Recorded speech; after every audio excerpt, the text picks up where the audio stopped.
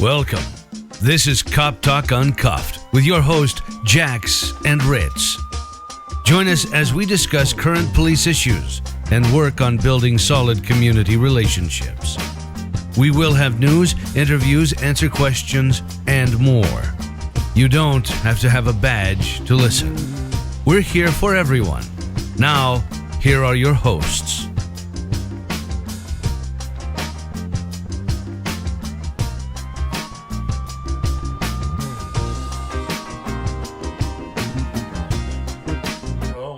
Talk Uncuffed. I am Ritz. And I'm Jax. And we are here with a very special guest tonight. Go ahead and introduce yourself. This is Musch. Some of you might know me as Roberto Musch, famed Facebook pre-rollee. Just checking these guys out. Been watching the podcast. Looks pretty cool. Figured I'd try and jump in and see what we can get accomplished here and maybe enlighten a few folks too. Yeah, are we going to go by Rob or are we going to go by Roberto? You know what? Berto? I'm torn on that because as soon as I created Roberto, which was actually at the suggestion of a friend, it just seems to really, like when I go out and I'm around, I don't know, like just La Villa or whatever, the first thing I hear is Roberto. So let's just do Roberto. We're going with Roberto. All right, I can dig that.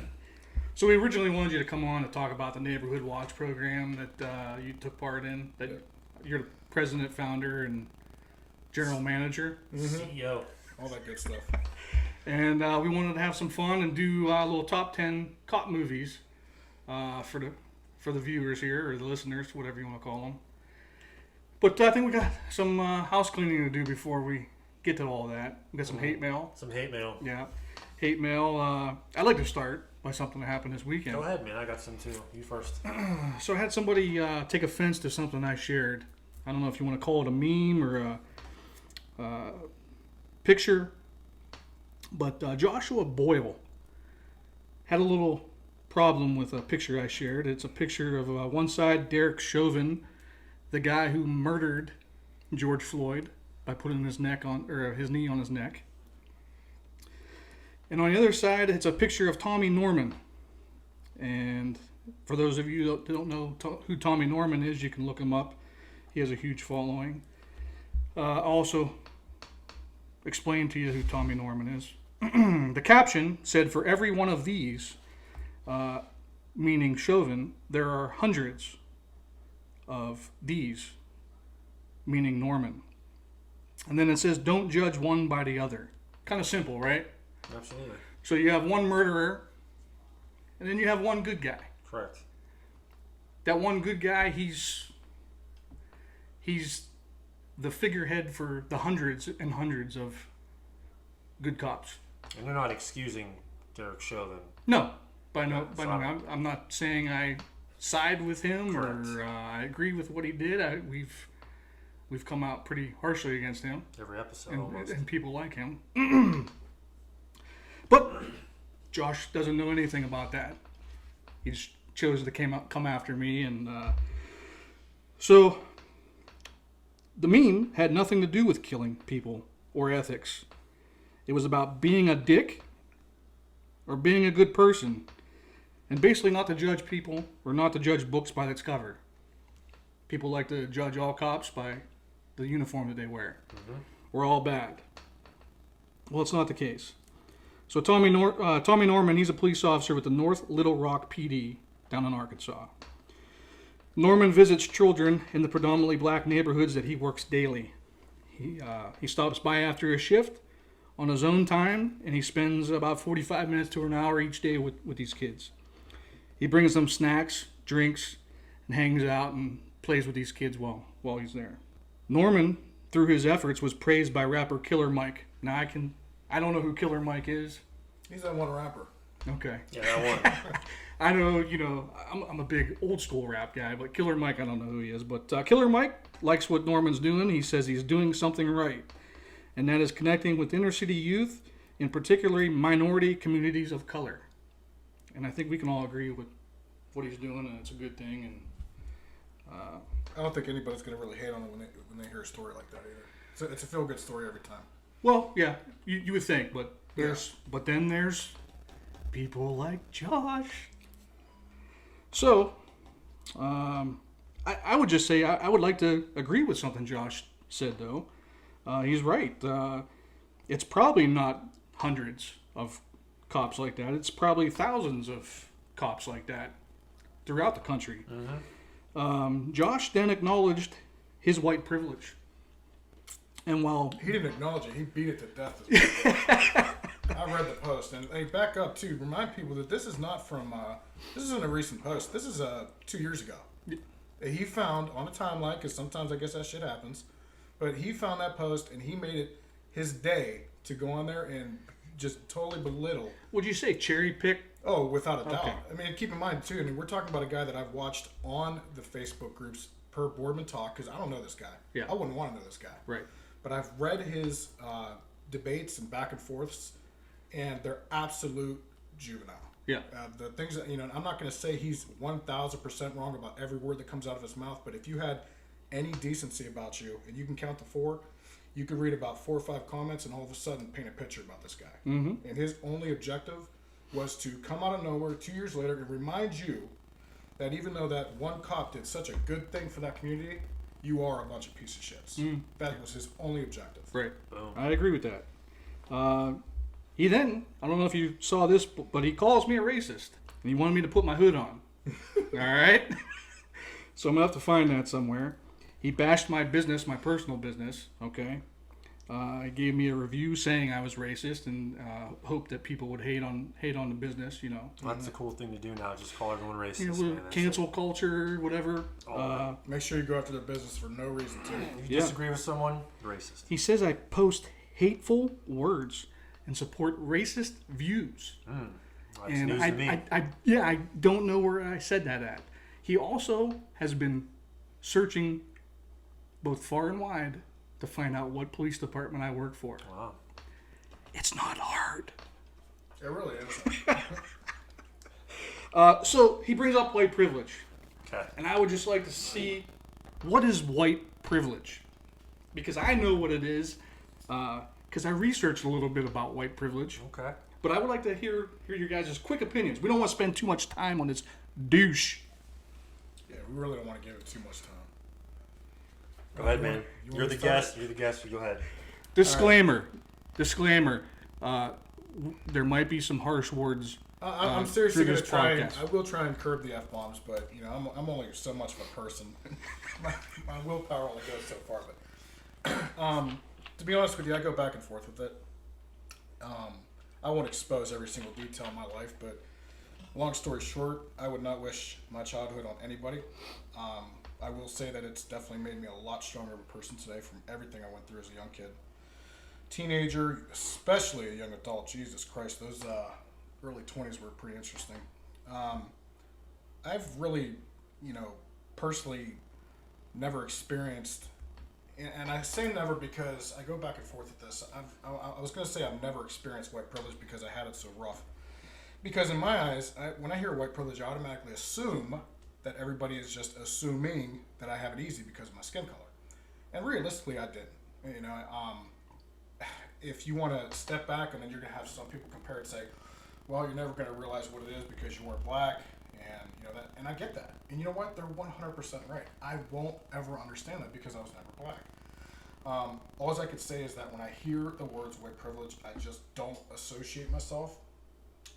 Again, those early 20s of mine, they were filled with quite a few, bar fights and all that good stuff, and arrests, and I've had plenty of run-ins with the cops.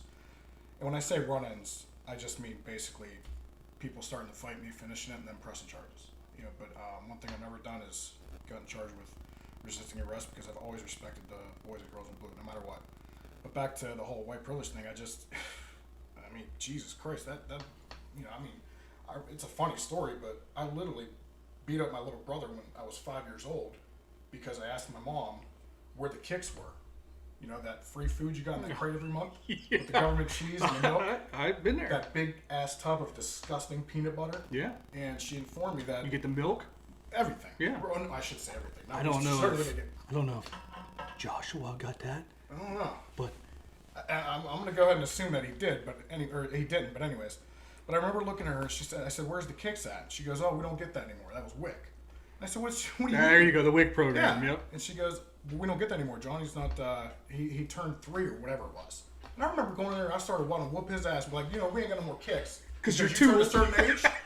So, that's why I associate white privilege. I grew up on assistance. Mm-hmm. My mom was, she kept us on assistance. And, Now, there isn't any one of us, I don't mean to interrupt you, but there isn't any one of us here that would say that we know how it is for a black person in America.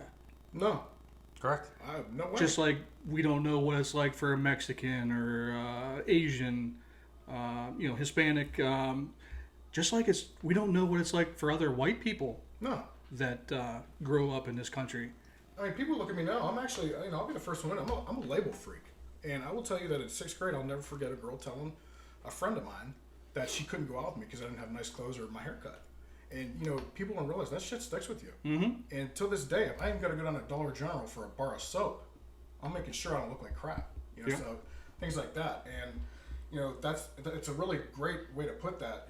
I don't understand what it's like to be a very comfortable white person. I'm to this day, I'm 43, and you know what? I'm still living month to month just like everybody else. But I don't know what it feels like to wake up and never have a worry on earth about any kind of financial stability and stuff like that. Yep.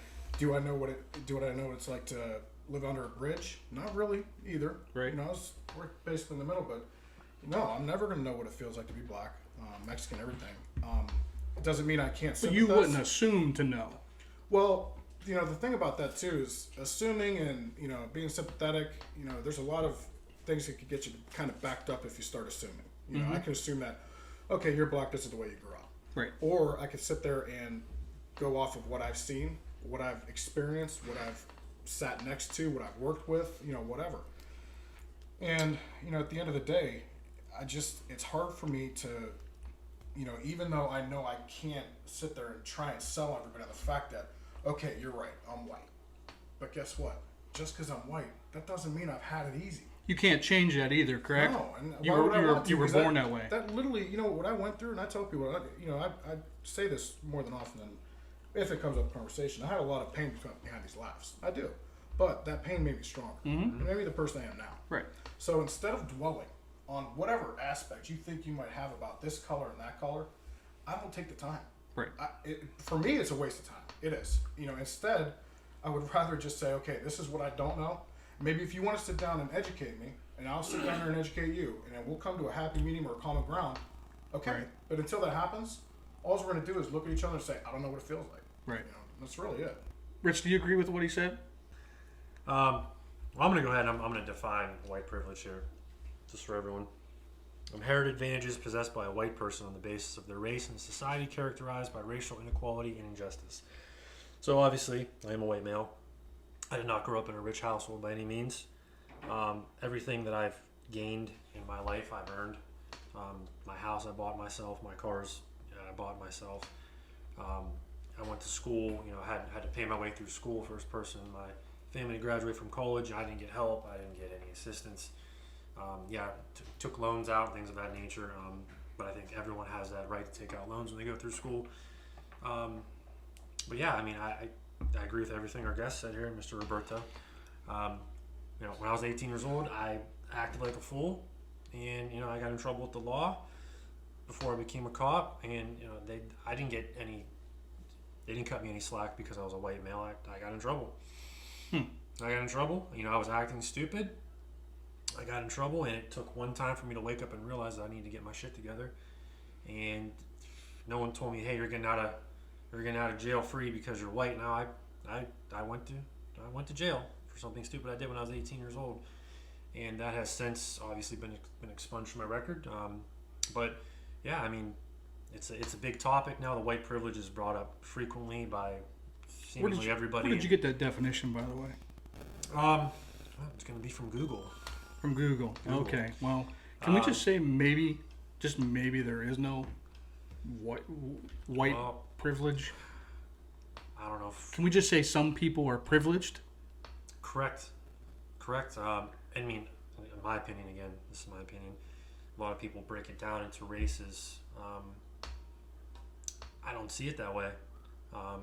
Maybe some financial privilege, which doesn't necessarily associate with any race. Correct.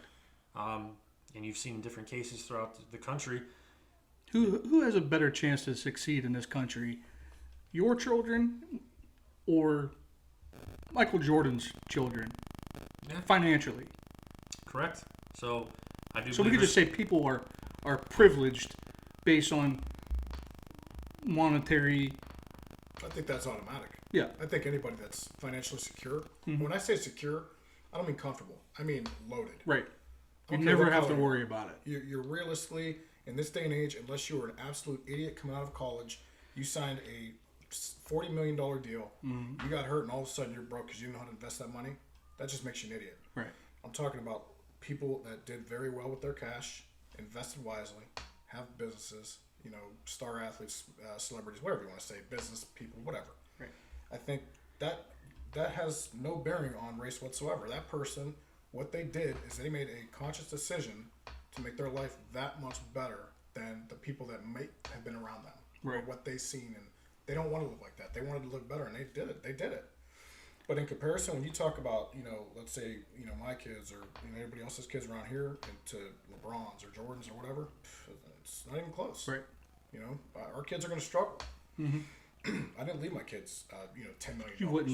You wouldn't necessarily hold them accountable or Never. Yeah. Okay. No, in fact, I would. And me personally, You don't look down I've upon never Michael been the Jordan hater or type. LeBron James for. No, I don't. Okay. I've never been the hater type. If somebody went out and they got that, I've always been the first one to say, "Hey, good for you." Right. I've always applauded people that did that. I don't Right. care if you're black, white, or Mexican. If you went out there and got it, you're gonna get a big hell yes from me. Right. It has nothing to do with your color. Awesome. I'd like to give you guys a little bit of facts about these people that are, throwing this white privilege around. Can we do that? Yeah. Okay. And And then I'm going to get to my hate mail when you're done with that as well. okay, and then I would like to tell you a little bit of backstory about me. I know you got into it a little bit. You got a little personal in the first episode. I think it's a good spot for me to get a little personal. All right. All right. Ready for it? Okay. So, white privilege. Joshua grew up in an affluent white collar suburb. Okay, made up of 96% whites. Okay. Okay. His little town ranked 82nd best place to live in the USA. Wow. 82nd. Okay? Josh's parents, both college graduates. Mom went to a private Catholic school. Okay? First of all, another disclaimer. I don't hold any of this against anybody except for Josh here. Or people that think like him. Okay? I know you went to a private Catholic school. I'm not holding it against you, Thanks, buddy. man. Appreciate it. So, his mom went to a private Catholic school. Don't know where his dad went. Not going to assume, okay? Josh also went to the same private Catholic school. You know how much this... You know how much this private Catholic school cost a year? How much? $8,500 approximately. Okay? I went to a public school. Where did you go, Rob? Brookfield. Okay, well, we didn't have to, but it's public school. Okay. Josh then went to Central Wyoming College. Halfway across the country, or maybe more than halfway. He went there from 2008 to 2010. You know what it costs to go to that college? $13,500 a year. Okay? These are 2018, 2019 numbers. Sorry, I can't go... My research only goes so far. After that, Josh went to Prescott College. You know where Prescott College is at? I don't. Arizona. He finished his BA there, 2013, 2015. Rob, you know how much costs to go there a year? I'm gonna just guess 40. $43,000. Okay. Josh hated being white so much, he married a white woman. Okay? She's from a city in Ohio that is 96% white also.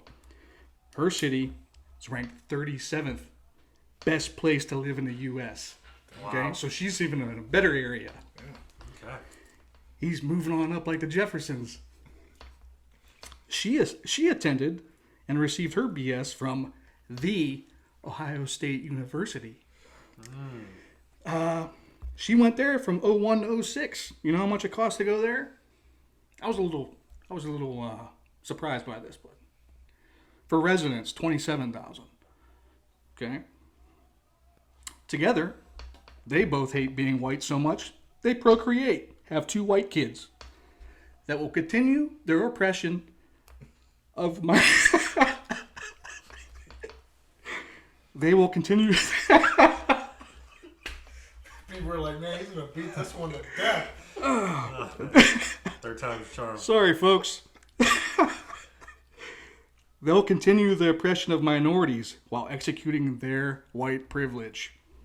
Let's see. Josh also teamed up with another woke social justice warrior who attacked me, I don't know, a few months ago. Her name's Sarah. She's a peach. She grew up in a small, affluent, white-collar town also. This time, 98% white.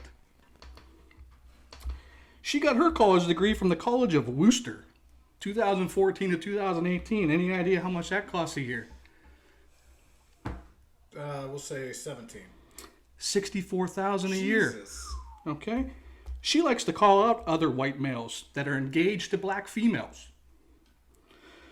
for not being supportive enough of racial issues. Wait, Can you figure that? She calls white dudes up Yes, that white. are engaged to black women. Correct. She has an issue that they don't go far enough, I guess, to defend. So her opinion that they're not Call them out. Call them out. promoting enough racial equality. Correct. And the guy's married to a black woman. Engaged. Or I think engaged. maybe married, but so. All right, that makes zero sense to me. Right. So, anyways, so she does that. Yeah. So she calls out people not being supportive enough of racial issues, even though they're engaged to black females. Sarah herself. This is where it gets crazy. Sarah herself dates a white guy. What a hypocrite.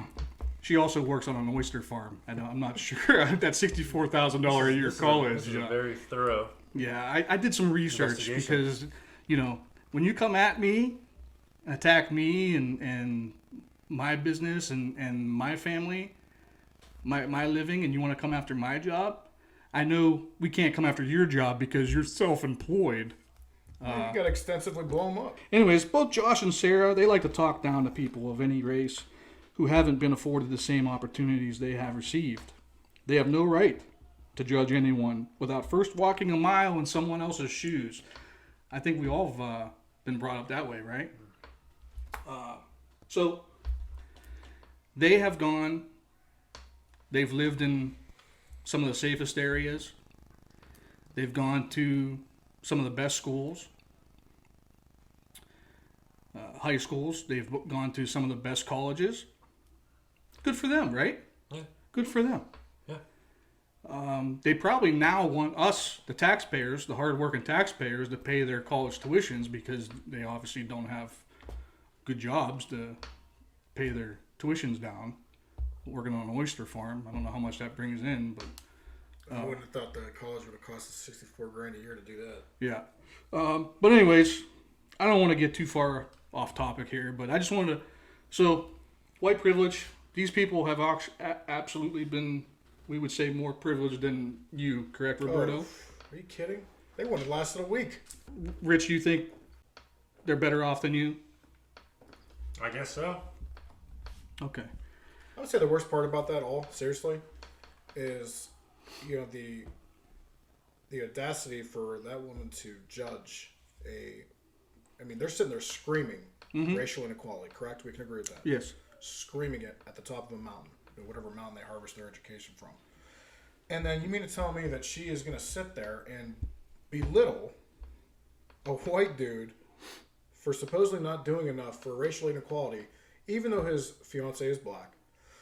Here's the thing about that. If you're sitting there and you're going to talk to people in that tone, number one, it makes zero sense. It makes no sense to anybody with the head on their shoulders. But you're so obsessed with the idea of being different in color that you went after that guy. Right. You could have came after me. Yeah. My fiance is not black. Right.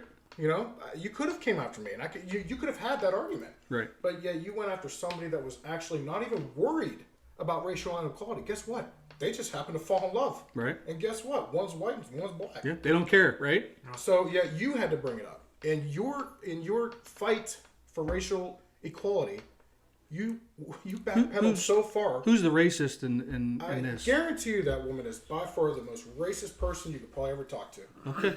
Period, point blank. And you could scream, guess what? I don't see color. Well, you know what?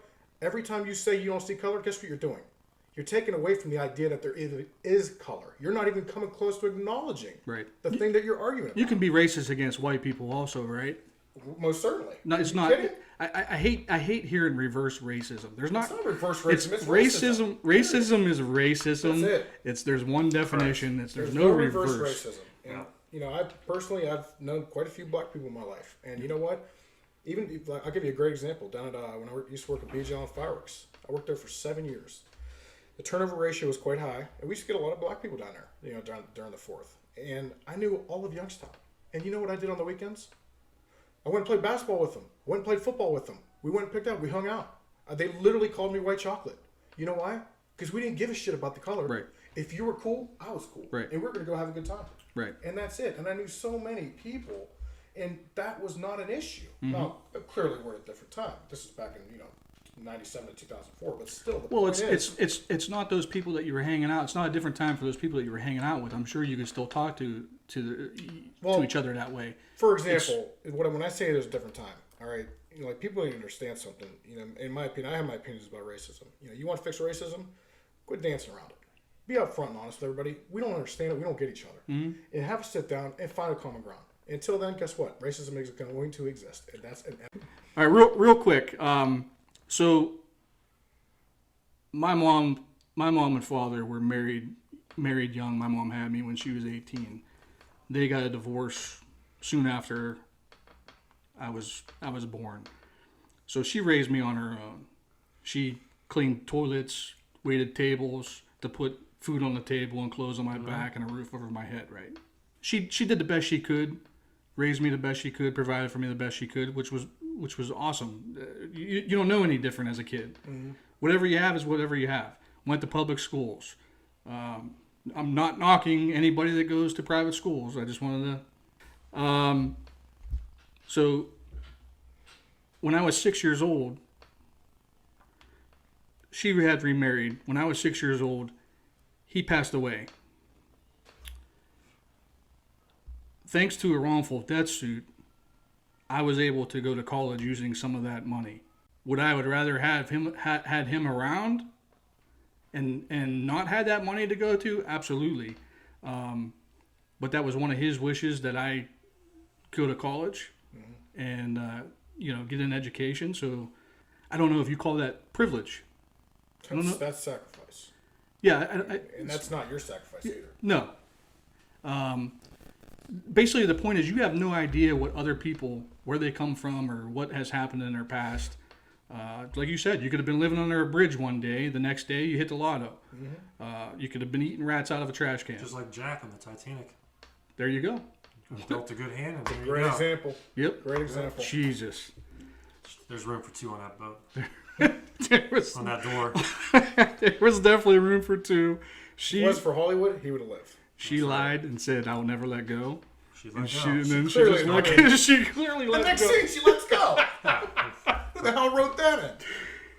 So I think we hit that enough. Yeah. I'm sure we're gonna get some more hate, but yeah. You know what? I don't care.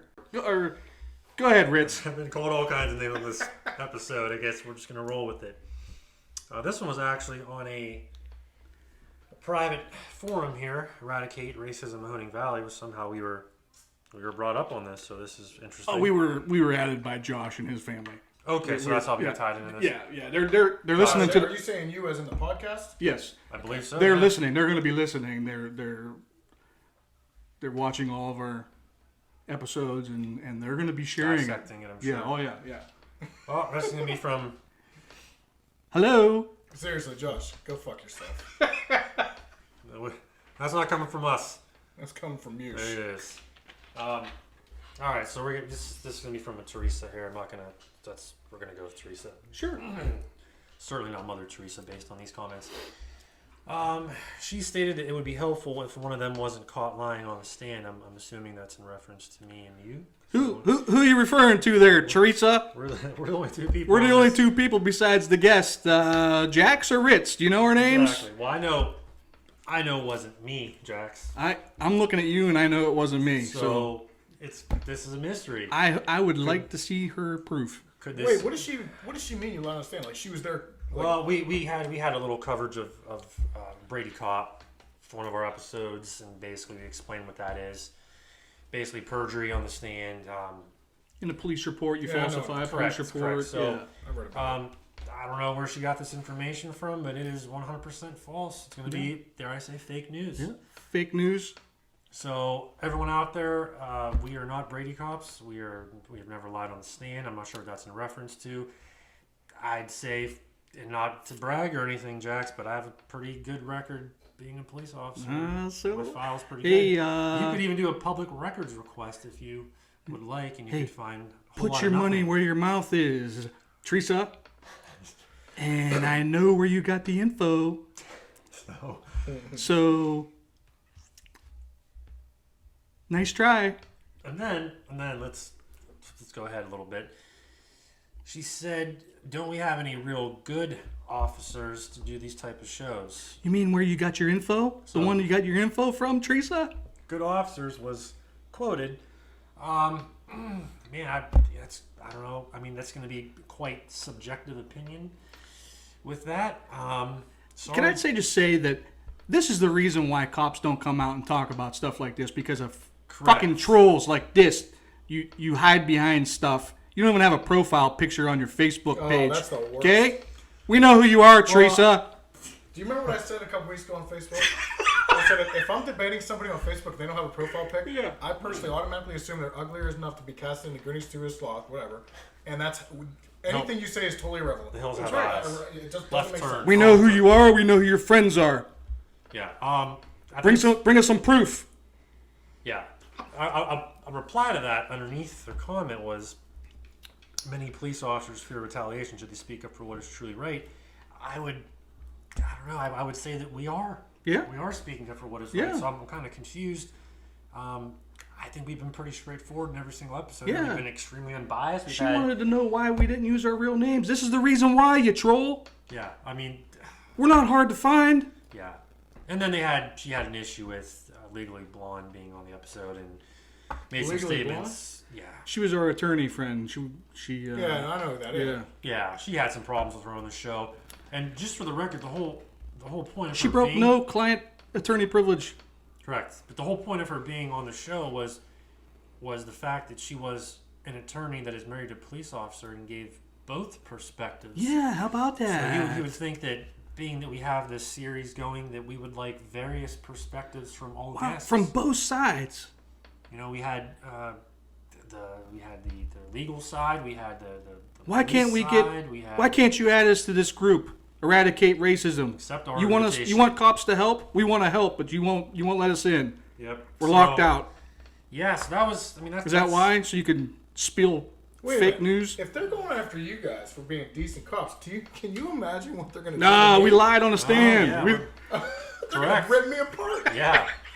that's why we want. Hey, we you want guys somebody know- to take the heat off of Yeah, us. right. Which I have no problem doing either because I don't give a shit. But Yeah. they're like, hey, you guys ever hear of Musch the douche? I'm like, oh, yeah. You So, gotta just let it pour on. Whoever runs the page, Eradicate Racism Hunting Valley, let us in. And just to recap some of our guests, trying to show that we're not these horrible cops that we are. Painted to be. We're not good officers. We know who told you to say that. Yeah. But we've had different perspectives from everyone. We just gave you Legally Blonde's perspective. And then we had an awesome guest last week, Coach Chris Emil. It's all diverse here. You're on Cop Talk Uncuffed. Now we have someone that runs Neighborhood Watch on the show. We'll talk to anybody. Yeah, request if you want to come on the show. Come on the You show. troll. Come on. Come out from underneath your bridge. You come on the show. I mean, everyone's welcome here. We have there's no. All right, enough hostility. with these ass hats. Yeah, we may be hated, but we don't hate back. We don't care if you hate us. We're here. That's right. So You can't cancel us. yep. Change the channel, They okay? may try now, though. Oh yeah, that's all right. We got We've got our blessing from the higher ups. we got sponsors. They ain't scared of you. We got sponsors. We're coming up with something. All right. We'll be here next week too. Then. All right. So let's jump. Let's go. Let's do some. Roberto. Yeah, let's go into this here. Let's go. We want to know about the neighborhood watch. What? Explain it, break it down, and Yeah, why'd you try to start this up? Why'd you start this up here? All right, so long story short about me, and I won't get into every detail, but Jesus, if I wrote a book, you wouldn't put that damn thing down. I promise you that. Basically, if anybody knew me from Facebook, they knew I was always trying to be comedic about everything, trying to be the class clown, laugh, inappropriate asshole, a lot of obnoxious jerk, whatever. But at the end of the day, the idea behind my social media is just to really, anybody that's having a shitty day, hop on and laugh. That's really it. So getting past all that, what had happened is you started seeing Struthers in the news, and even though it wasn't anything new, the stories were picking up it was getting ridiculous. This guy's breaking into this garage, this guy stole that car, these kids are doing that, blah, blah, blah. Well, when my buddy's kid got jumped, he got his jaw broke, he was in the hospital. And I remember reading that story on Facebook and immediately feeling horrible for the kid because I know exactly how that feels. And I automatically reached out to his father, and I won't mention any names, but after talking to his dad, basically what I did is it was just an immediate rush to say, what in the hell can we do to fix this? What is this loud, obnoxious, inappropriate asshole named Rob Musch going to do to try and help Struthers? And Lord knows I have a past, and I'll be the first one to talk about it if anybody needs to hear it, and I really don't care because, like I said, it's made me who I am. So I'm sitting there, what am I going to do? I got to do something, because I am, I'm a doer, when it comes to certain things. And I immediately started thinking about, what? And my first thing was to Google. I Googled, what do you do with the neighborhood watch? How do you set it up? What do you do? Blah, blah, blah. Who do you talk to? Already being cool with the Struthers cops. I've always been cool with SPD. I started talking to a couple of those individuals. Reached out to Cat Miller, our fantastic mayor. Talked to some city council members and things like that. And it was in the works for a few weeks, and I kept reaching out, and I figured it wouldn't be too hard because I already set up a Facebook group called Struthers Watch Group. And the reason I did that, and if Elaine Genetti's listening, she'll be laughing her ass off right now. We were going back and forth on the Struthers Ward 2 Block Watch page. It was hilarious. We were having a great time. Now, a lot of the times when those comments keep coming, the notifications are flooding the admins, and they would shut it off. And I told her, I said, don't turn this commenting off.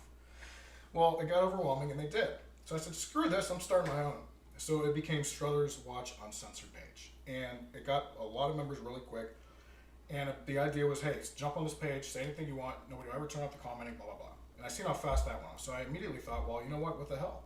I'm just going to create a Struthers Unified, I didn't have the name yet. I said Struthers Neighborhood Watch page. I'm going to create it on Facebook, but then I'm going to do it the right way. So it's not going to be some meme group or anything like that. We're going to literally try and help this town with updates, information, reports, whatever we can do. And after, I walked into Cat Miller's office, and I gave her the rundown. And the second time I walked in, she was basically just looked at me. She was like, do what you do. And that was it. I immediately created the Facebook group. I already had an idea where I wanted to set up meetings monthly. I had the place picked out to the church right around the corner. Thank you so much, Janet Kramer, by the way. And just immediately people started jumping on board. And, the thing is, I immediately told myself, nothing's going to get done unless somebody does something. And as busy as cooperative as SPD has always been with trying to accommodate the calls, you guys are only so much. How the hell are you guys going to get to 14 streets at a time? If it's really popping off like that. You can't. So I said, well, let's try and help out as much as we can. And that's where the idea came from. And like I said, we set up the monthly meetings, got everybody on Facebook. The members came in flying. We're actually almost at 1,000 right now. I think we're 2 away. And then, with these reports, we started having people attend these meetings, like self-defense trainers, people that were selling products to defend yourself, or security ideas for your home, best practices, what to do, like take an extra lap around the block when you get home from work, just keep an eye on things. And I always made sure everybody understood, we're not telling everybody to go out there and be Batman. We're telling you to be just an eyes and ears. and just keep an eye out. And sometimes you can help people in doing that. If I see a kid getting jumped, I'm not like everybody else. I'm not like this person, that person. I'm flying out my car. Not everybody's gonna do that. You're not gonna get your cell phone out and record it. Me personally, no. I'll try and on my way to that scuffle, I'll try and get something recorded so I can protect myself. But I'm flying out of the car first. Yeah. But and not everybody's like that. But the idea behind all that was just to say, hey, we need to let people know we're here. This city is tired of it. We're tired of being in the news for the shit. We want to try and work as much as possible to fix whatever we can. We're not going to save this city overnight. We're just going to help with certain things. And then it was going off really well. The meetings were awesome. Everybody loved them. I was doing Facebook Live and everything. Then COVID happened, and of course that's going to put a monkey wrench into that idea. But everything's still there. Minus the meetings, of course. People are still doing what they're doing. We started doing cash giveaways weekly, just to help out as much as possible. And the initial idea behind that was, the amount of people that I knew personally, like going from Bogies to La Villa and whatever. These people are going to be out of work. They're going to be hurting. And so we wanted to help out as much as possible. So myself and a couple other people were doing it for a while. Still doing them. If I can't even access the group, and then my 5th backup Facebook account, but everybody knows what's going on with that. But like I said, the whole idea. Not only have you been arrested for real. Oh well, now that's transition. Like I said, my wife and my run-ins with the cops have clearly transitioned to my run-ins with Facebook police. Yes. And I am an experienced parolee. I know the ins and outs and how to handle. Yeah. Are you saying there's some kind of inequality with the definitely. Facebook? Are you kidding? Facebook police? Are you serious? They got a team on me. They literally have a team assigned to me. I'm like, you talk about white privilege, my ass. You know how many times I've been locked up? But anyways, the idea behind all that was really just to maybe I'm righting wrongs, things like that. Because you're gonna. Somebody was talking shit on one of the posts, and I ended up calling, and all of a sudden we're best friends. Because it's just a misunderstanding, and that's how things happen. You get that a lot on social media. I get that a lot, and I'm the first one to call you on message like, "Whoa, bro, here's the deal. This is what was actually being said. Right. Oh, yeah. So let's either fight or fix it." And guess what? I'm 43. I'd rather fix it now. Right. My fighting days are over. I see a lot of the problems, especially with these people that we were talking about. It's either a this or that. You can't be. Well, there's no in between. There's no. Like if I post nothing but save the whales on my Facebook page. Yeah. I'll get hate mail. Well, what about the bald eagles? Mm-hmm. You don't care about the bald eagles? Well, no, I care about the bald eagles too. My favorite animal is a whale. Well, the reason I was talking about that too, catching shit, is certainly not going to say anybody's name now, but I was being called Two-Face because I had this uncensored group, but I had the Neighborhood Watch group. I think I even have it in the description on the intro of the type of person I am, and saying to people, hey, listen, this is not that group. This is the uncensored group. Be an asshole. Do whatever you want. Right. This is the Help Struthers group. Right. I am not the same person in that group that I am over here. So it's funny you said that because we actually I had a recommendation from a higher up. Yeah. That not only do we do Cop Talk Uncuffed, but we do a Cop Talk After Dark. Oh. Even better. Okay. Is I don't curfew violations. I don't know exactly what's going to go on that show, but it was a recommendation, so we'll see if it. I like it. Roberto might have a host spot on that one. Okay. Go ahead, brother. So it's been going on about a year, 2 years. No, we actually started the first meeting. I want to say was November, and I believe I set up the group in October. Okay. It seems like it's been a lot longer. Actually, let me just confirm that real fast here. And seriously, I can't even get in there right now because I'm on my back. But anyways, I want to say I created the group in September, and then it ran through to October, and I think the meeting started either October or November, either one of the two. So we're pretty much going on about 9 months now, okay. 8-9 months. And big success though. A lot of people are joining. You see the post, and to be honest with you, the ironic thing about all this, that Neighborhood Watch group gets way more traffic than the Uncensored group. See, there's just a lot more like infighting and stuff on the watch. Well, the block watch, those block watch pages. I mean, everybody in this city could agree. That's one thing you want to have everybody agree on. Those block watch pages are absolute shit shows. You could sit there and post, you know what? I just wanted to tell everybody to have a good day. The sky is so blue, and then all of a sudden, not 2 minutes later, go fuck yourself. I'm like, what? Why would you say that? And that's how these block watches and even like the Struthers Watch group, whatever, But the whole idea behind, and I tell people this before. It's almost like, I got them in there with the comedy, and then I said, okay, everybody, we've had our laughs, let's go to work and see what we can do. And, for the most part, I have no complaints about that group whatsoever. I love it. I love everybody that's been involved, that come to the meetings, that are concerned, that put their work in, the people that have donated with me. I can't thank them enough. How's your experience working with the police department? And I'll tell you what, that's another thing. I'm glad you brought that up because it's not just the police. I'm talking about city council, the mayor. The interaction with SPD immediately was nothing but pleasurable, and not one bad ounce of no negativity whatsoever. Me personally, I ain't saying all cops are good. We know they're not, but I'm a huge fan of the boys and girls in blue, and I'll give them the benefit of the doubt before anybody else. But the way you guys came in, and Rich, and the way everybody was so accepting, and like city council, everybody was there. Half of city council comes to those meetings. Mm-hmm. Karen Miller, I can't say enough good things about her. We all know what she's doing and what she's about. And from the day one, she wanted nothing but to be involved and updates. And she's at these meetings, she's doing everything. And it's not just ours. I mean, as busy as that woman is, yeah. I appreciate any amount of her time whatsoever. Right. But the cops, everybody, it's been nothing but good experiences, and they're all on board with whatever we can help out with, or it doesn't matter what it is. Rich, how about you? What's your experience with the Neighborhood Watch? I've been there to a few of them myself, and it's cool. They help you guys out? Yeah, it's definitely awesome for the community, and it seems to be a really good thing we got going on. And he said COVID came and things kind of got messed up a little bit with everything, but you think they could start their own Cal team? Yeah, possibly. I got a little news article to read here when it's that time. It's a goodie. Anything you need? Anything the watch group needs? No, like I said, for now we're going to be we're basically on Facebook now, and that's it. Of course, we pondered the we actually did talk about bringing the meetings back in July, but clearly that's not going to happen. So whenever it comes back up, the meetings will get going again, and probably as soon as the election's over. Probably November. Don't get me started on that. Yeah, that's another week of therapy. But that's in the meantime, everybody's still on the Facebook. They're using it. They're using that group with a purpose.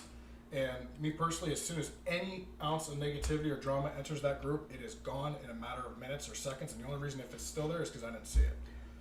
I appreciate what you're doing. I mean, I'm not from here anymore, so it doesn't really affect me. But I appreciate what you're doing. I still, my heart's still there. Yeah, definitely. So if you ever need anything, let us know. Mm-hmm. Much appreciated. Much appreciated. Yeah, it's awesome. And everybody appreciates you guys. They do. Especially when you guys at the meetings, they loved it. It's awesome. We appreciate it, man. Rich, you got something there? Yeah, you mentioned Cal, so I wanted a little update because that was down south, so we're going to go up north this week. All right. This was an interesting article. Something just happened over here, I believe in New York. This was it's going to be on the 14th, July 14th. The headline read, Black leaders call on NYPD to bring back anti-crime unit as shooting spike. Let's see here. Leaders in the black community are calling on the New York Police Department to bring back the plainclothes anti-crime unit that was eliminated last month as shootings and murders spike across the city. It was just a matter of time, I think, before that happened. But I think as we spoke last week about Cal,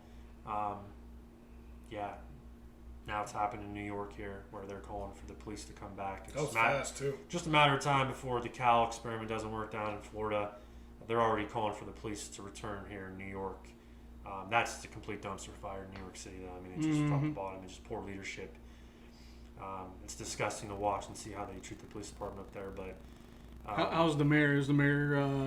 He's a big police guy. Let me tell you. Is he bringing that? Is he bringing the anti-crime unit back though? Is he still defunding? Well, I mean, let's see here. The guns keep going off, and now we have a 1-year-old, and the blood is on the hands of the mayor and the state legislator. That was a direct quote from one of the officials here in New York. So, if he hasn't brought it back yet, as he said, the blood's on his hands. The decision to disband the anti-crime unit was panned by the Police Benevolent Association President Pat Lynch, who warned that consequences would follow if city leaders refuse to deal with increased gun violence, and it definitely has. The city's murder rate for the month ending June 7th has more than doubled from the same period last year, and shooting victims have increased by 45%. Meanwhile, arrests for illegal gun possession have dropped dramatically, with only 29 people arrested during the week that ended July 5th, down from 70 during the same week last year, according to NYPD data. So, And also in recent weeks, NYPD has experienced a huge surge of over 400% retirement applications from officers and detentions with city officials, and after the city police budget was slashed by $1 billion. Did you hear they were also, there were so many people retiring that they are refusing retirements on some people? I didn't hear that, but that's crazy. Yeah. What are you supposed to do? How the hell would you want to keep that job? Bill de Blasio, it's almost like if he don't care about the only. In other words, if he was going to get reelected or whatever, no other vote matters except the hardcore BLM movement. That's it. And to watch how he acts up there, him and Cuomo, you talk about a match made in heaven. It's scary how bad that state and city are. Well, then you got Mayor Lightfoot over in Chicago. Oh. I just seen a report that, deaths and shootings in Chicago are through the roof, even more so. Every time somebody wants to have an argument about gun reform, use that city as an example. Yeah. She don't care about that, though. She's bringing in some census cowboy to do the census. Who knows? All I know is look that up. We'll talk about that next time. All I know is Minneapolis wants federal funding for all the damage that was done there. I think they're getting denied. Yeah. Oh, they should too. Absolutely. Because I don't care, you say whatever you want about the riots. If that shit would have got shut down the way it should have in the first place, half this country could have got saved. Maybe even 75% of it. Who knows? Yeah, but this, the whole to fund the police that's sexy right now. That's unbelievable. So every time I hear that, my blood boils. I'm sitting there like, you got to be shitting me. Yeah. You're saying that because it's cool to say it. Right. And guess what? As soon as you need the cops, you're calling the cops. Yeah. And then you're going to tell them they're shit. And why are you retiring? Well, I mean, come on. Funny story about that, real quick, before we move on. Probably our last topic here is some people I know, some friends I grew up with, that absolutely hate the police. They're very anti-police, and they're very proud of it. I've noticed recently that they engaged in some Facebook or Twitter warfare with each other. And after being very open about hating the police and law enforcement, I read the thread, and they continuously told the other one how they filed police reports on the other for mean words that were said on the internet. Oh, no. So my question is, who would they file those mean reports They had if to, there was no police anyway? Had to call the social workers. They must have called Cal. But just funny. They were the socialist workers. Yeah. Yeah. That's right. If there's no cops, there's socialist workers. That's it. Socialist workers. I think one of the quotes was something along the lines of, "Keep saying what you're saying, because I just called whatever police department and filed a report on you." But why? Why even bother if those cops are all bastards? Yeah. ACAB. Yeah. You only need them. Yeah. You don't hate them till you need them. Man. Yeah, it blows my mind. Yeah, it really does. But that's good stuff. But that's moving on. We're gonna do our top 10 cop movies. Yeah, let's get a little entertainment here. Yeah, we got requested to list our favorite cop movies all time, top 10. Now, how do you want to do this? Do you want to go down like one at a time for each person? Let's just go.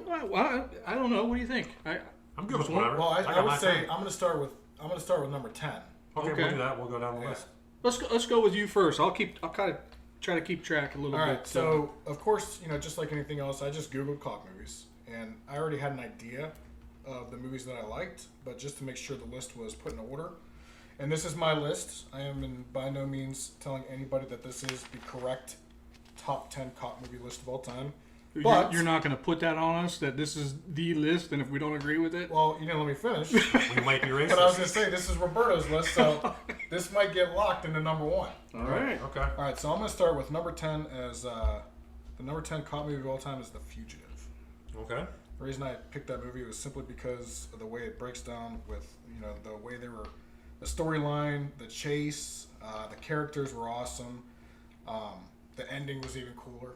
How Harrison Ford basically calls everybody out, and Tommy Lee Jones ends up seeing exactly what he should have seen in the beginning of the movie. But stupid cop. Yeah, you freaking idiot. You let a doctor put the case together. Talk about abuse of power. Mm-hmm. That's my number 10.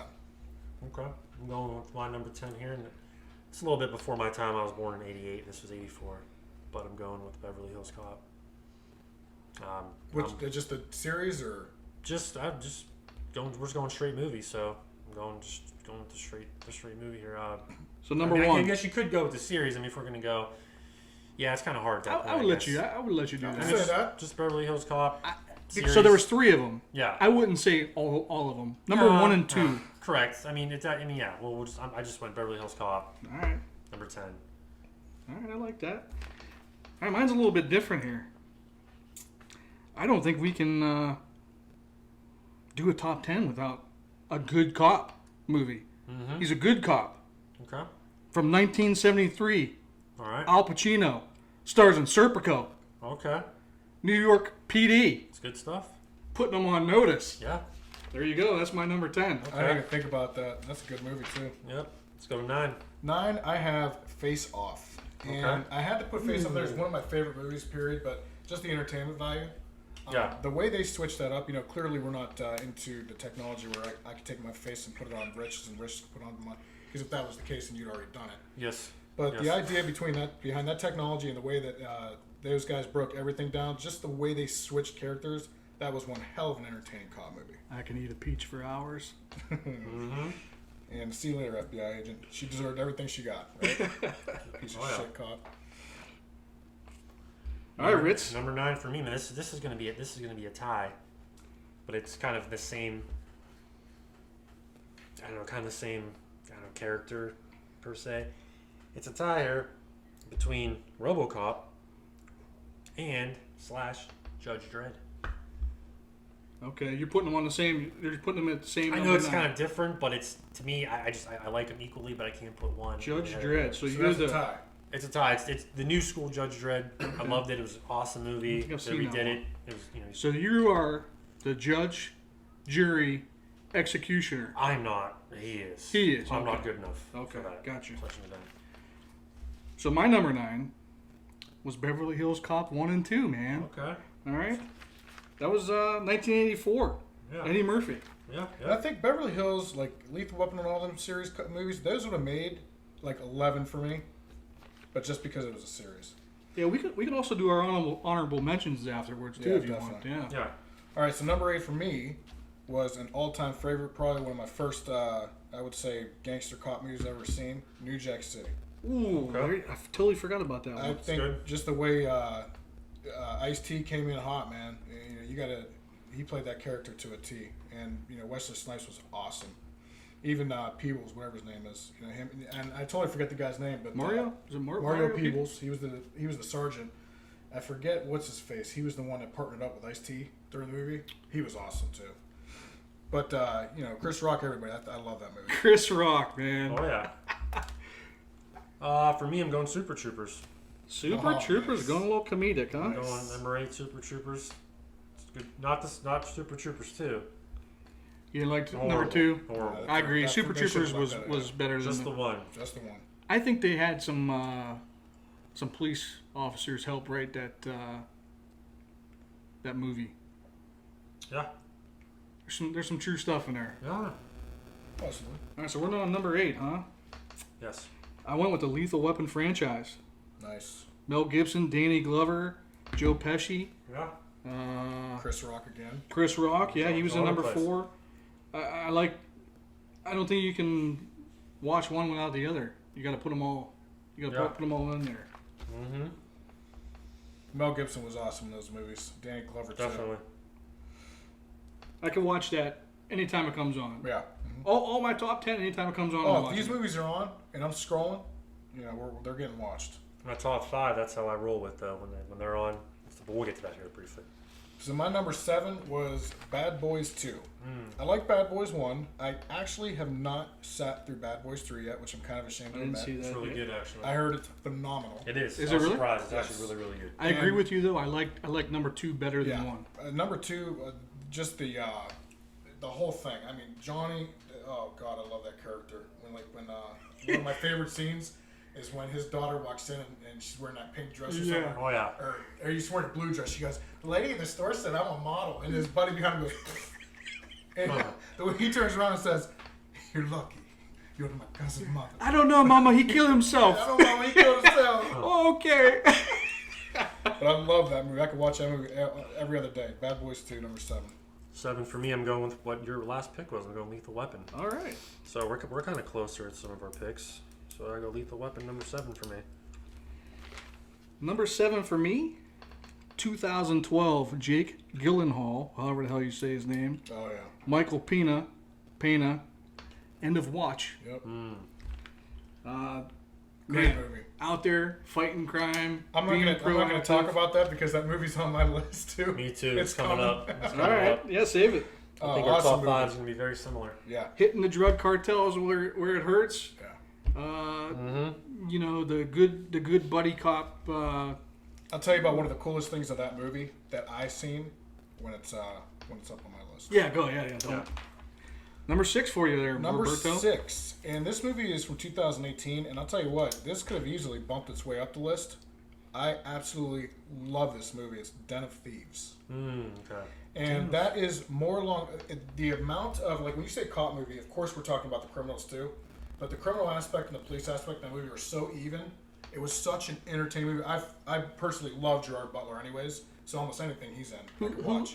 When did that come out? I don't. 2018. Okay. O'Shea Jackson, Ice Cube's kid. Okay. If you ever seen NWA, he was unbelievable in that movie. Okay. He's just as good in this one. And the way that movie, and one of my big things for movies itself is the ending, right? Yep. Because you can watch a movie for 2 hours and get to the ending and be pissed. The ending of this movie is cool as hell. Awesome. And so, if you have not watched Den of Thieves yet, I'm telling you, go out and do it immediately. Oh, yeah. All right, next up for me, another similar one, Bad Boys 2. Bad Creeps Boys into 2. number 6 for me. Oh, yeah. All right, so you gotta give me your favorite because we talked about that. What's your favorite scene from Bad Boys 2? Man, I don't know. There's too many.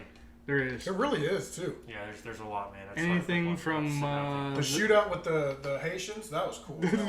The cinematography. The devil is not welcome here. Yeah, You gotta call yourself the devil. Yeah, it's too hard to pick one. The guy that gets shot in the bathroom on the toilet. The Haitian. The way he looked in the mirror, his eyes. Yeah. Anything. So number 6 for me is going to be 1987. Kevin Costner, Sean Connery, Robert De Niro, The Untouchables. That's actually a pretty evened out movie too when it comes to criminals and cops. Yeah. But you say those names, how can the movie be bad? It can't.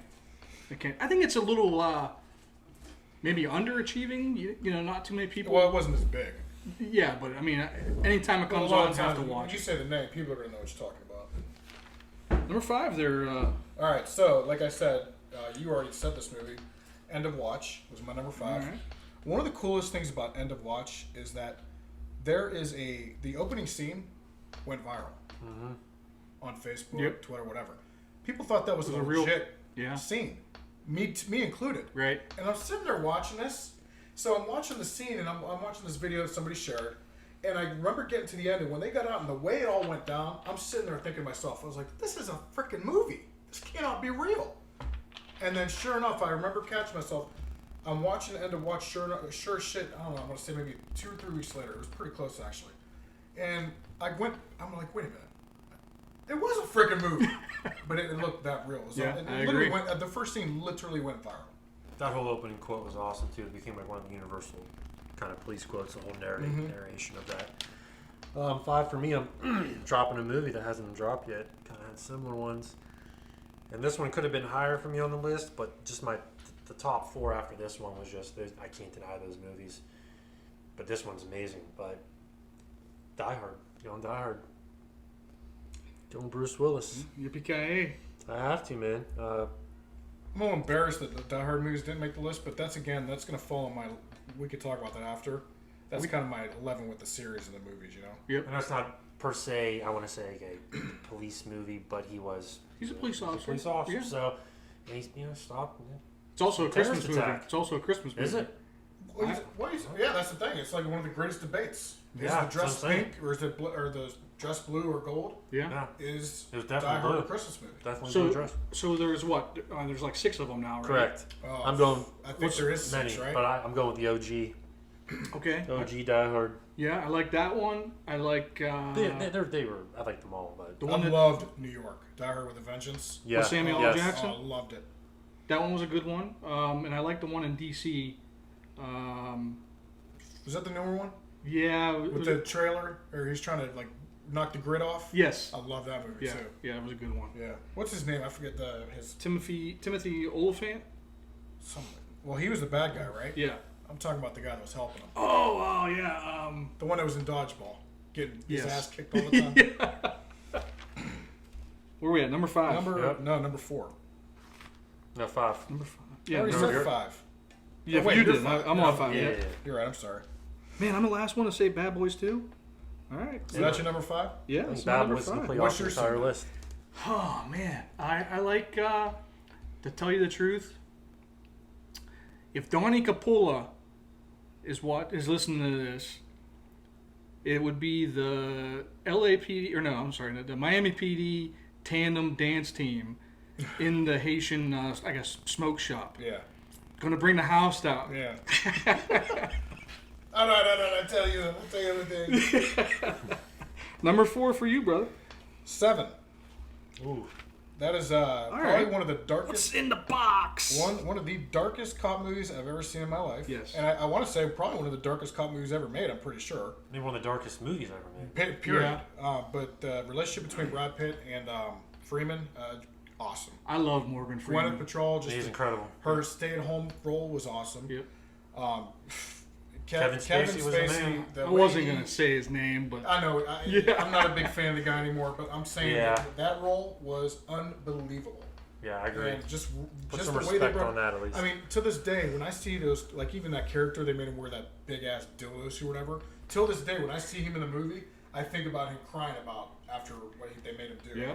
You know, that stuff will stick with you. So that's my number 4, 7. all right, I like that. 4 for me. I'm going with End of Watch. It's number 4. End of watch. And to watch. Yep. I mean, for all the reasons you said as well. So, incredible movie. Actually, kind of real.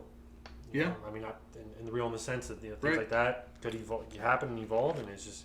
Well, I was going to say that about the End of Watch, and I didn't.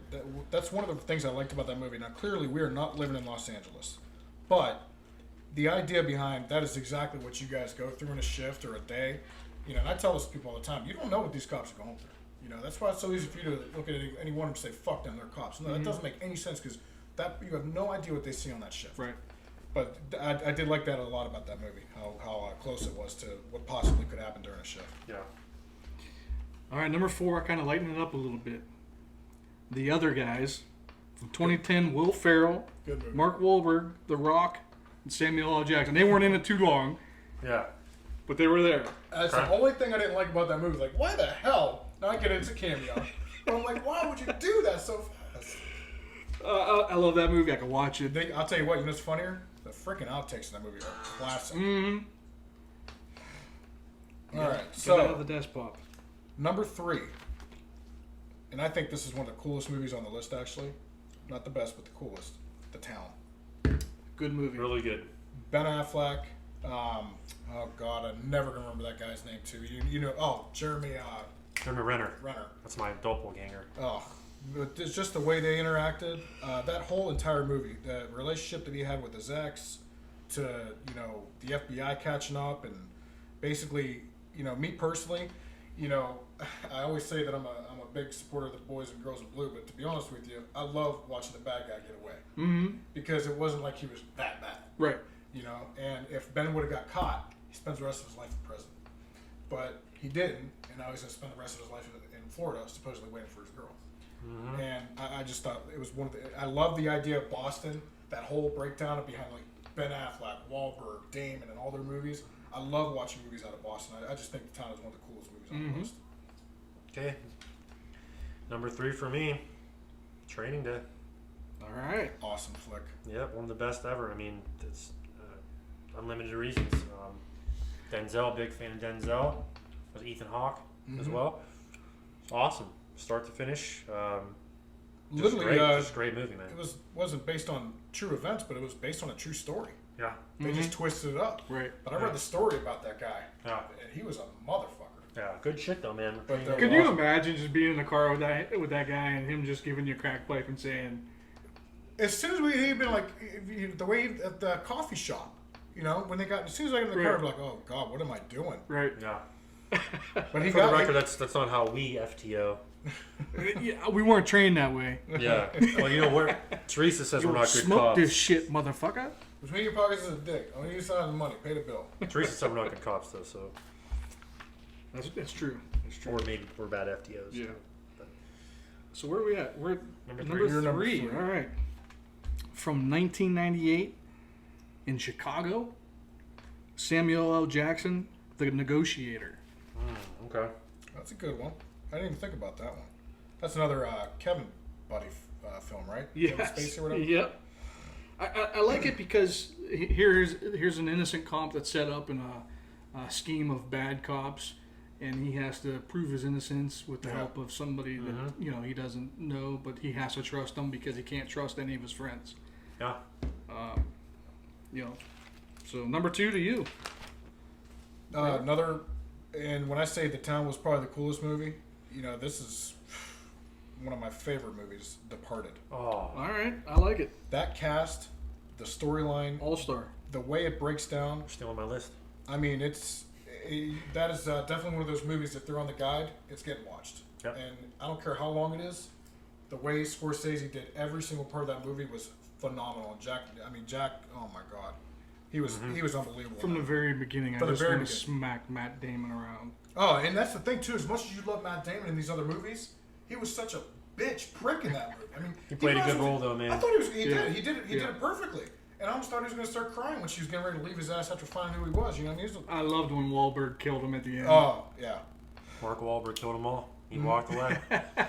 Number 2 for me, man. It's me and Roberto's list is very similar. I'm going with 7. Huh? One of my all-time favorite movies. It's one of those movies that if it's on TV, I'm gonna watch it. What was your favorite scene? Oh man, you can't deny the end. I think if You anybody can't else deny says the end. anything but the end, Yeah. they're probably lying. I mean, but for me, man, every death, every sin, it was a unique way of that person dying. All those scenes when they discovered the people, the guy that ate himself to death, or the guy that was.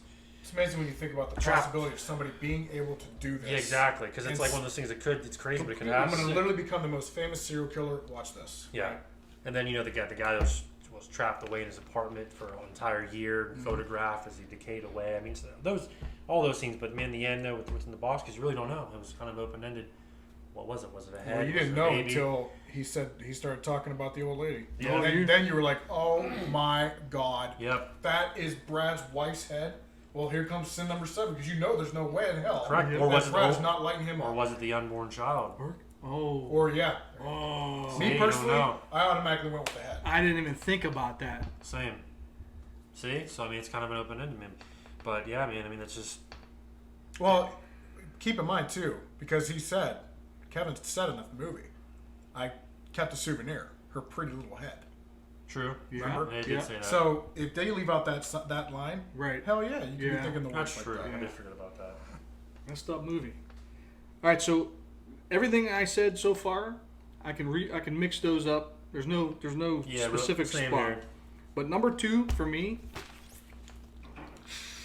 from 1988, Sean Penn, Robert Duvall, based in L.A. Colors. Mm-hmm. You ever seen Colors? That's a good. I've film. heard about it. No, I watched it Family's before. It's a talked good about movie. it. Talks about the blood crip gang wars, the Crash Team, Mm-hmm. which they outlawed now for rightful reasons. Duvall was awesome in that movie. Loved them. That was just on. Where the hell was I watching that at? It was just on the other day. All right, my number 1 has already been said, but it We is ruined training. it for you, yeah, huh? it is training day. Okay. And like I said, the reason behind that being my number 1 movie has a lot to do with the idea that a lot of that shit actually went down. They based that movie off of a character. Yeah. And what they did is they tweaked some of the storyline. I'm pretty sure they weren't jabbing a pen in Snoop Dogg's mouth in real life. So, but you get what I'm saying. But the way they interacted, and not only that, but the way Ethan Hawke basically almost had to keep his cool until he knew it was time to not keep his cool. Right. And the timing of everything, how they. I mean, Can you imagine being put in his situation where seriously, where the gang members bring him into the bathroom and put him in the tub? I mean, think about it. Yeah, everything happens for a reason. He sure as hell last second seen that girl. Yeah. He doesn't save her. He's dead. I get it's a movie, but still, everything happens for a reason. And the way they broke everything down to the very end was phenomenal. The best part of that movie has to be Denzel's King Kong speech. I think that is if you look at movies in general, I think that's probably one of the most famous rants of all time. Yeah. And I think when I say famous, you can come to remembering certain things out of a movie and repeat them.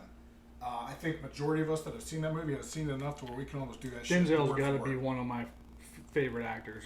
Probably my top favorite actor. The way he goes into any role, it's unbelievable. Something we haven't. We'll talk about that after. But Number one, we go number one. yeah, go ahead. You're number one. It's number one, and it's not even close. The Departed. Okay. I will stop doing what I'm doing, whatever I'm doing, if it's on TV, and I will watch The Departed. I will watch it actually probably once or twice a month in general. Love it, love everything about it. I think it's a perfect movie. Definitely probably my all-time One of my favorite scenes in that movie is, and it's weird because it's kind of like a whatever the hell thing, when oh Jesus God, I can't stand it when I forget shit. Alec grabs that guy and like punches the shit out of him for not having the kids. It was the way he did it. Like the way he did it so fast, he grabbed him like boom. You see him punching and they're already separated. I just love that scene for whatever reason. So That's funny. but definitely one of the coolest movies ever. I won't definitely. be home for supper. All right, so my number one, right? Mm-hmm. All right. From 1997, you got Guy Pearce, Russell Crowe, Kim Basinger, Damn. Danny DeVito. It's based in 1950s Los Angeles. L.A. Confidential.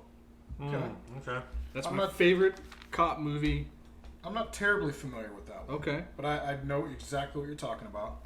So you're saying it's definitely worth a watch. Because Definitely. I don't think I've ever sat through that movie. I've probably watched it at least 30 times. Like I said, there's plenty of other ones. We talked about Training Day, The Departed. We talked about Die Hard. I was surprised nobody said Heat. The Well, epic actually, shootout. Heat was almost coming in at number 10 Okay. because I was kind of like I was really torn on it, and I actually almost wrote Heat / The Fugitive. Okay. And you talked about earlier which movie did you talk about the difference between the cop and the bad guy? Was it The Town? It was almost dead even, like the way it came in. Was that The Town we were talking about?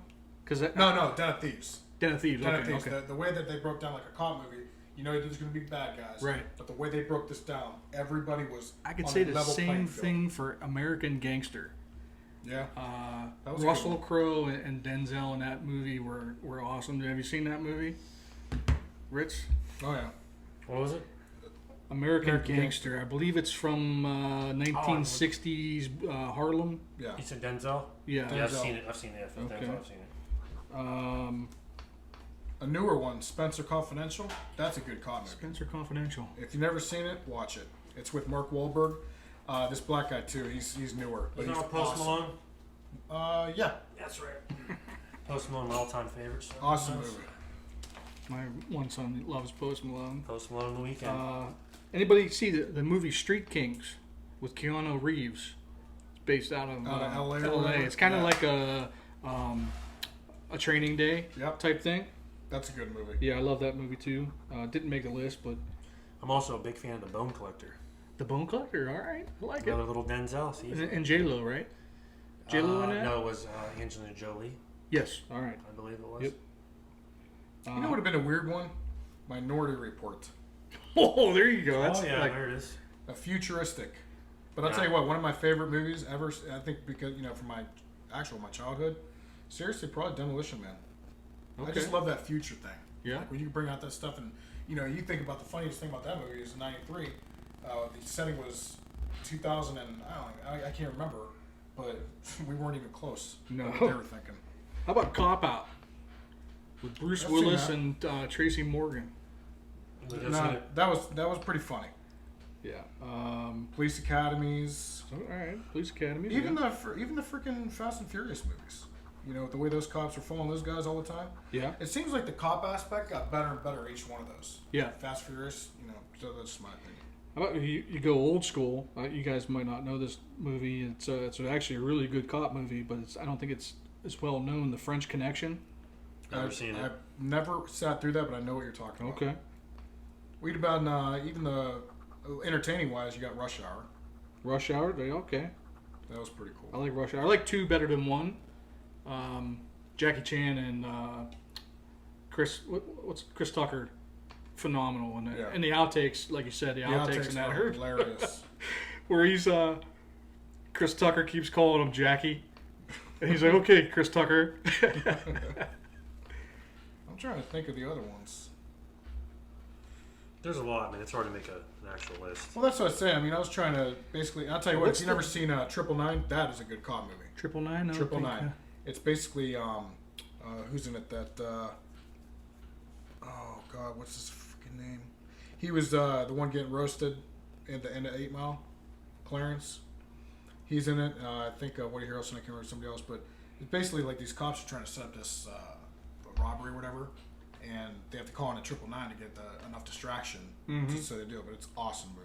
If you've never seen it, definitely recommend it. So there was a Denzel. Well, he was a cop, and I wouldn't call it a cop movie, but it was an awesome movie. Denzel, John Goodman's in it. I can't think of what the name of the movie is. It has something to do with an evil spirit transfers from person to person by touch. Oh God, the Fallen. Yes, or something like that. Right? Yeah, I think it is the fall. Not falling down with Michael Douglas, but Fallen. I think it's the Fallen or something. Yeah. Mark Wahlberg's Max Payne was actually pretty good. Max Payne. All right. I forgot about that one. Yeah. The Heist. That was a good cop movie. Men in Black. Does that count? I don't know. I mean, they're not agents, cops. Right? Yeah, you're right. Brick Mansions. That was a good one. I haven't seen that one. That's actually worth watching. I think we put together a hell of a list here, guys. Yeah, There's quite a bit. We could always have you come back and do top 10 cop shows. we do TV cop shows. I can already tell you what my number 1 is, but we'll save it. Yeah, let's not get carried away. We got to tease a little bit. Yeah. I don't know. Anything else? What we got? We got anything? We getting any feedback yet? Any more hate mail? Not. Yeah, I'm sure we will. Though I'm sure this will. Yeah, as soon as this one hits the press for. Oh, I gotta add one more to the list. I just checked my internet here. Yep. Man, I can't believe I missed this one. I'm a big fan of this movie. I don't know how I missed it, but Mystic River. Okay, Kevin Bacon. Yeah, Kevin Bacon. Man, this movie's incredible. I don't know if it's more of a cop movie per se. It does involve cops a little bit, but I think Kevin Bacon is the cop. More of a mystery too. More of a mystery, yeah. But he got Sean Penn, Tim Robbins. No, I've seen that movie before. It's pretty good. Yeah. Tim Robbins is the. He's the alleged. Yeah. But it wasn't him though. It wasn't him. Yeah, it was. So not really a cop movie per not, se, but it's it not was ruining definitely for anybody. Involved the cop, so whatevs. I think that was a pretty good list we did there. Mm-hmm. I think my top 10 will definitely be number 1 of all time, though. It could be. We're going to have to give it to Roberto. You guys can vote on it if you want. Yeah, let us know. Hit the comments when this posts. Hit the comments. Let us know what you guys thought of the list. Anything else, Roberto? You want to throw in here that you? I mean, I'll say that not doing a podcast for quite some time was pretty cool. And I think everything went pretty smooth. For those that are getting ready to tell me to go fuck myself, just keep in mind that even though I'm a loud asshole, I do have a big heart. Try and ease the pain a little bit. You try to do the right thing. We call that damage control, right? Yeah. Yeah. But the thing is, the big problem today is the fact that people can't handle the truth, and that's it. And I've always said this to people when it comes to a conversation. I'm not going to be I'm not going to be that person that tells you what you want to hear. I'm going to tell you what you need to hear. And am I going to be right every time? Absolutely not. I have no problem admitting when I'm wrong either, and I'll apologize when I'm wrong. But the fact is, at the end of the day, it's very hard to have these certain conversations because a lot of people are set in their way and they will not believe a word you said, and there's no progression. Mm-hmm. So I think the more people get behind the idea that, this country definitely got a little sensitive, and we need to get some balls back in and start speaking up and saying, hey, and you know what, if I'm wrong, enlighten me. Right. Tell me why I'm wrong. Engage, have a debate. Don't get so mad that you can't handle it and you're already trying to, plan everybody's death in the back of your head. That just means you're too weak to do this. You got so upset that you just shut everything down. And I think more, once you start getting people on, and the reason I'm saying this too is because I have an idea. I'm assuming, that this is basically where you guys are going with this podcast, is to really try and get the message out there that, some things need addressed. And I think it's a great, platform. I think it's a great idea.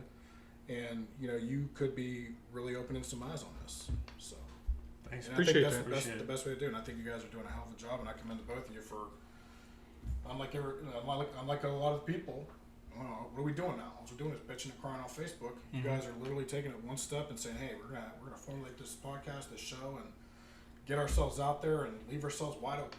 Mm-hmm. So I do nothing but commend the both of you. And I'm glad you invited me. I thank you, and I had a good time. Appreciate it. And an Thanks, open man. invitation for you to come back whenever you want. Yeah, we'll do it again. Like I said, if you need any help with the watch group, Yeah, absolutely.